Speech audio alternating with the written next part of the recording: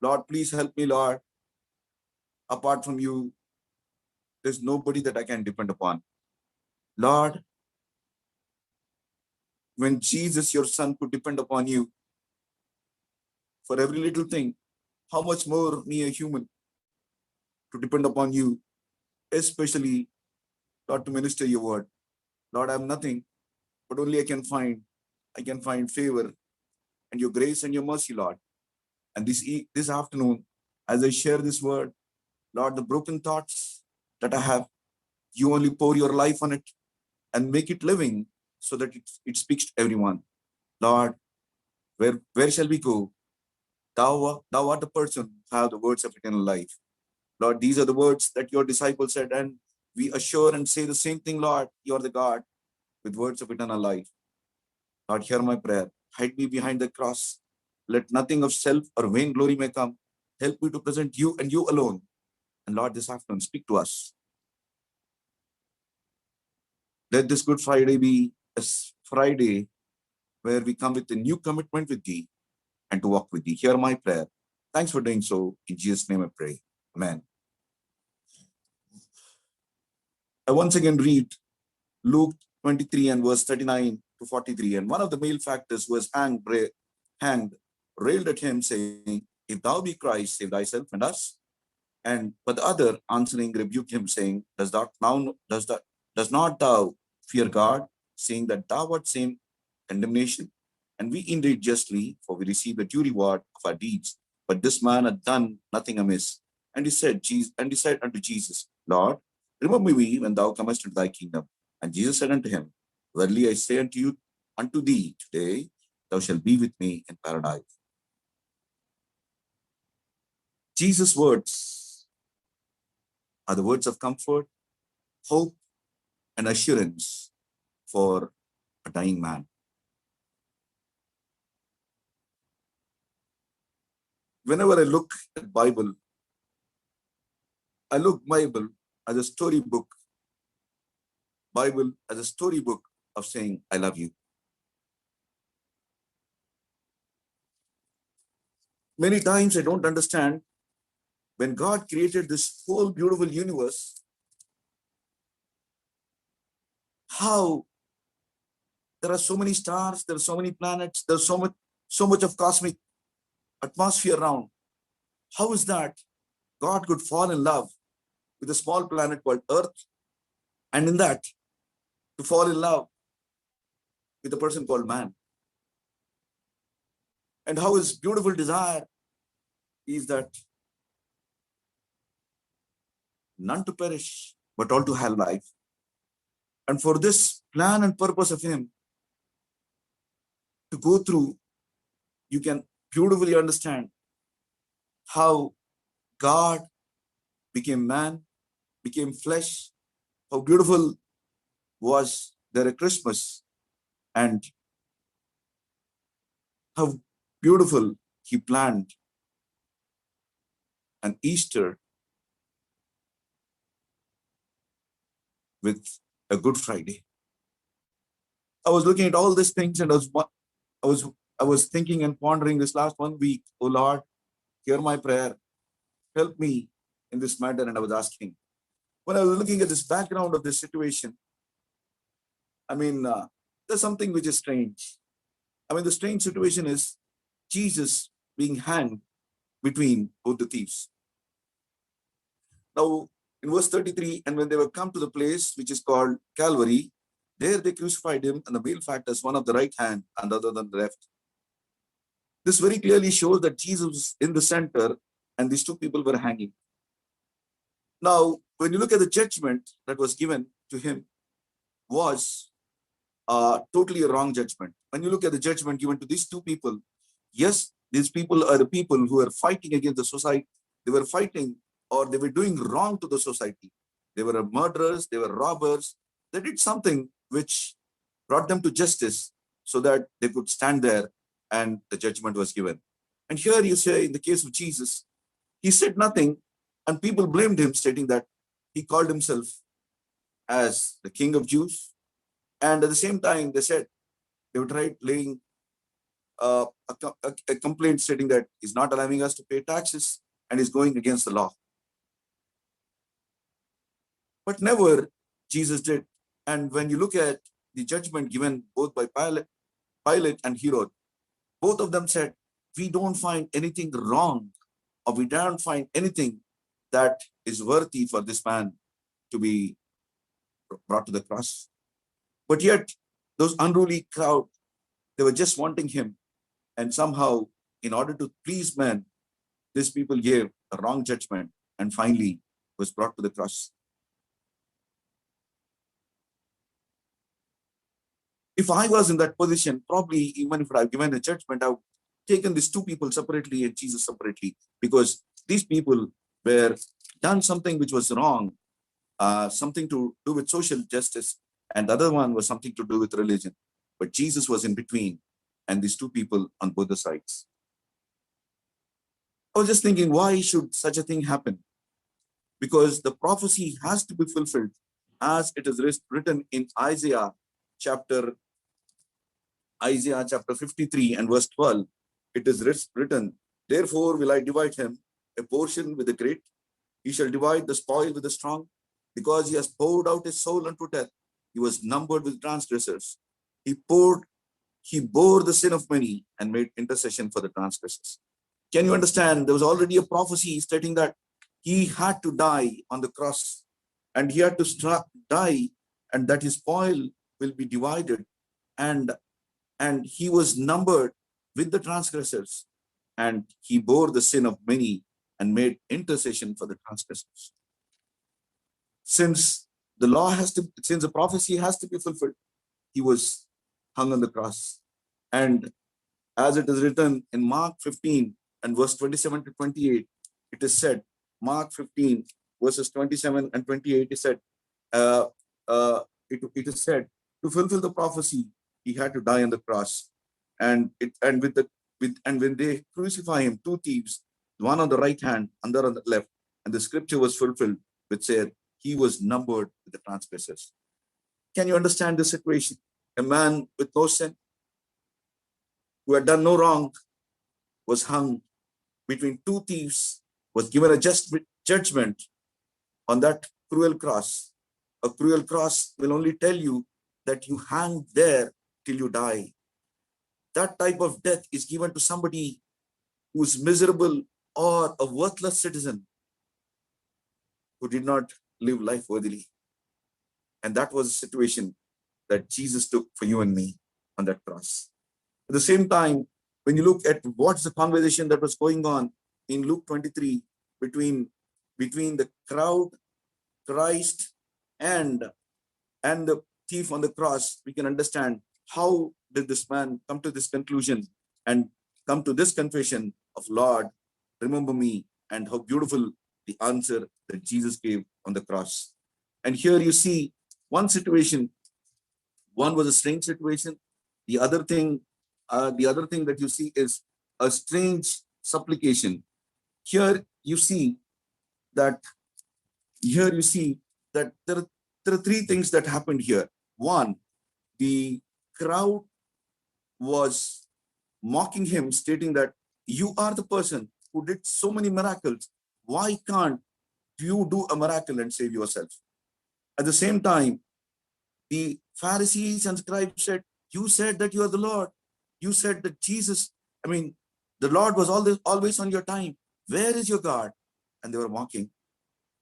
At the same time, the thieves on the cross the thief on the cross also was mocking at him, saying that if you're God, if you're Jesus, save yourself, save us too. He bore all this quietly. But when these things were happening there, what was happening in the other person's life? There was slowly and steadily, there was a change that was coming. Many times, all the allegations, all those bad things, all those bad testimony, all those bad things that they have said against Jesus turned out to be a testimony for him. They said to him that if you are a God, you come down.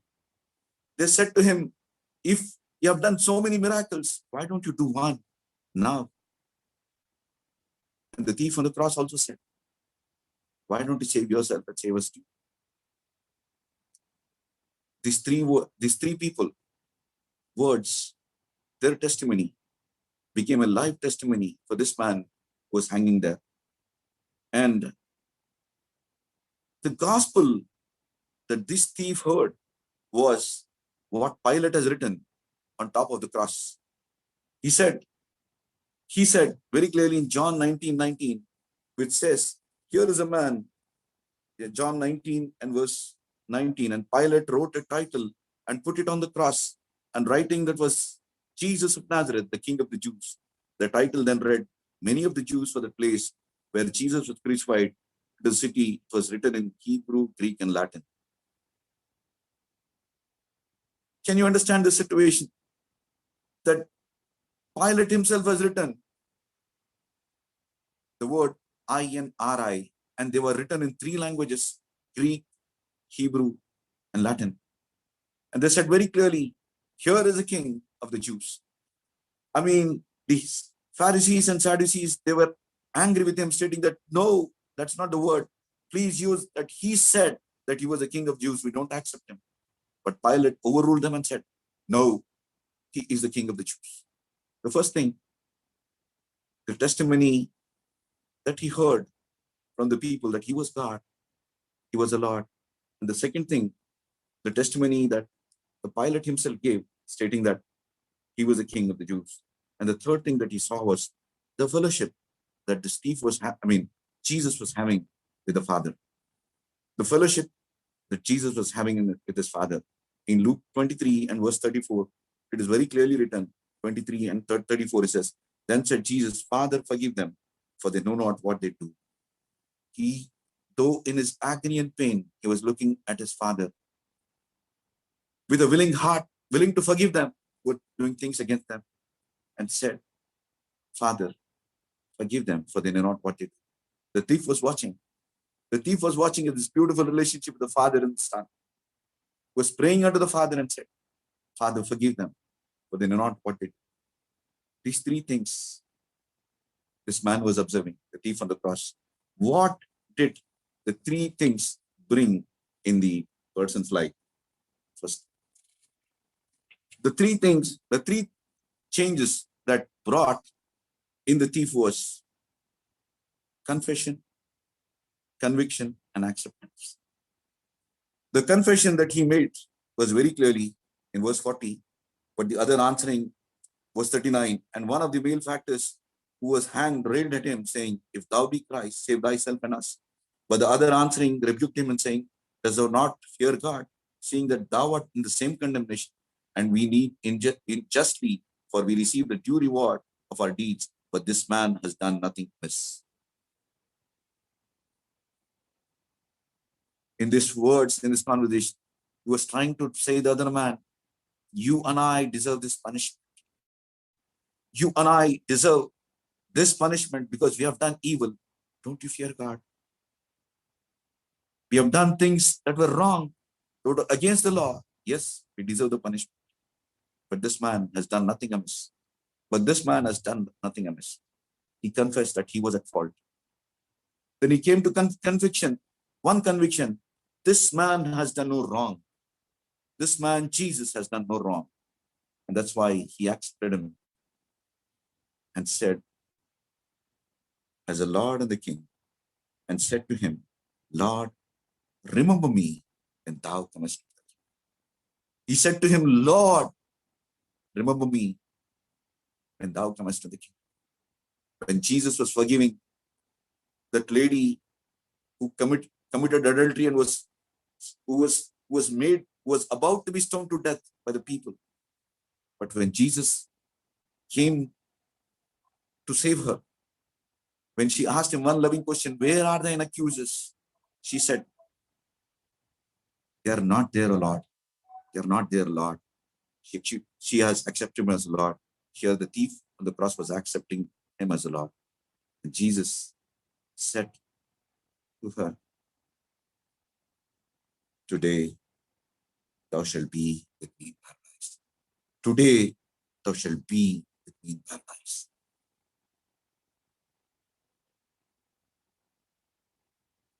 Today is the present perfect tense. There's no future. There's nothing tomorrow. There's no yesterday. Today thou shalt be with me in paradise. There's a perfect statement and the perfect answer that he gives to a man who says, Lord, remember me, thou comest into the kingdom.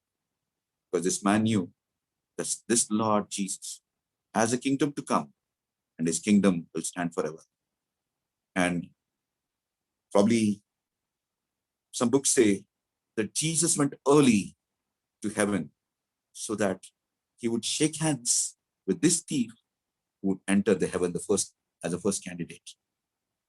Jesus was there to shake hands with him and say, buddy, I love you. Come in. Jesus never said to this man, you are coming to me at the last time, you enjoyed your world, you enjoyed your life, and you're coming at the last minute, you're trying to get into heaven. No. He never once questioned. I love those words of the prodigal son story. Though the son had so many things to say to the father, there was nothing, there was only one hug and one kiss. The father was not willing to hear. Love does not question. Love does not block. Love accepts, love forgives. This is the love of Christ for you and me. If you are willing to say one word, Father, Lord, remember me in your kingdom. The answer is, today, you should be with me in paradise. It's a present, personal, and perfect answer for a sinner who comes to you.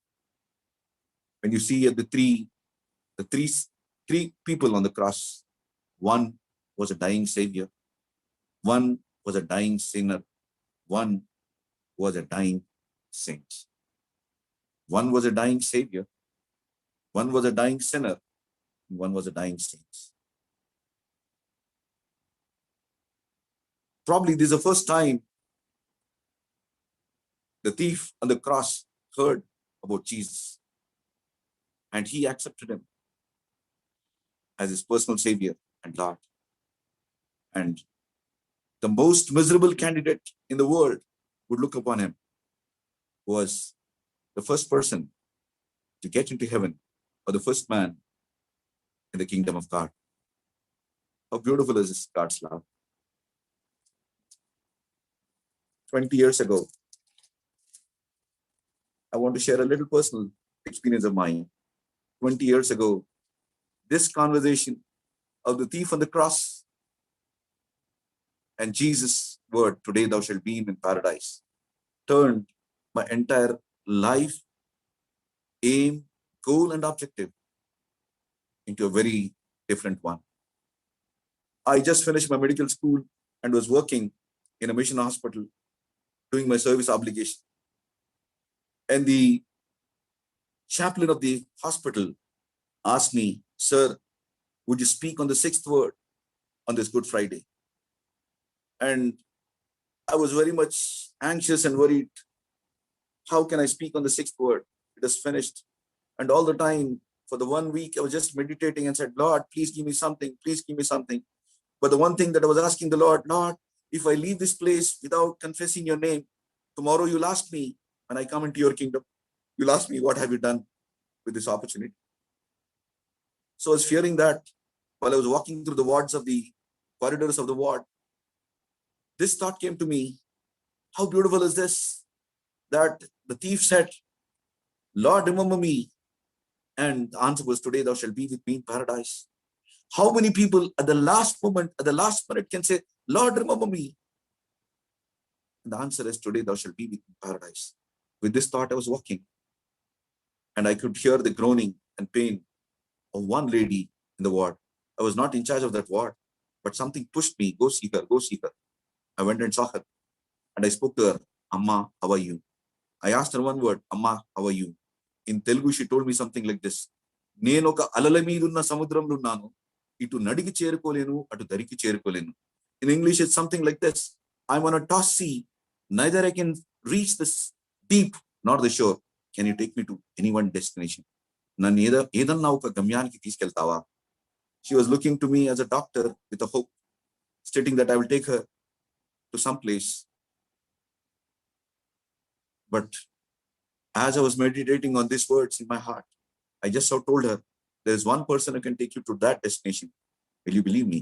She said, yes, sir. Please tell me. Then I shared the word of God with her. Then I told her, Amma, would you believe these words? She said, yes. Then I said, will you pray this small prayer after me? She said, yes. I just said, yes, Prabha, నేను పాపిని. నన్ను క్షమించు, నీ రక్తంలో గడుగు, నీ రాజ్యంలో జ్ఞాపకం చేసుకో. అయ్యా, నేను పాపిని, నన్ను క్షమించు, నీ రక్తంలో గడుగు, నీ రాజ్యంలో జ్ఞాపకం చేసుకో.